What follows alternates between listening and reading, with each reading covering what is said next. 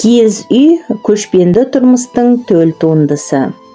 Халқымыздың шебер үйшілері, шаңырақшылары үйдің ағаш мүкәмалын, ағаш ыдыс аяғын жасайтын ағаш шеберлерінің өнері өзіндік ұлттық ерекшелігімен бүгінге жетті.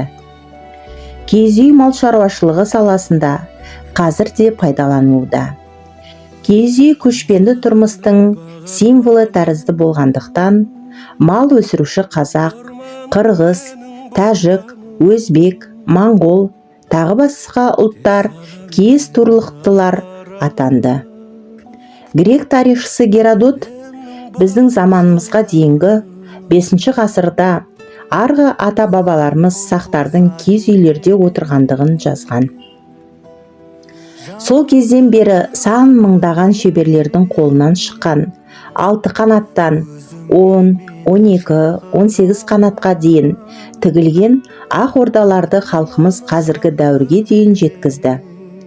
Тарихта 30 қанатқа дейінгі алтын орданы хандар тіккен. Оның уық, кереге, шаңырақтары алтындалып жасалған.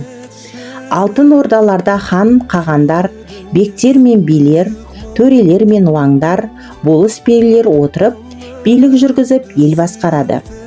Ел ішіндегі істерге кесім айтты. Қазақ халық киіз үй салтанатының бірін торқалы тойында, бірін топырақты өлімінде көрсетті. Той өткізілетін яки ас берілетін жерге жүздеп үй тігіледі. Тойда үйлер шеңбер немесе бірнеше түзу сызық бойына қатарлап, көшелеп тігіледі.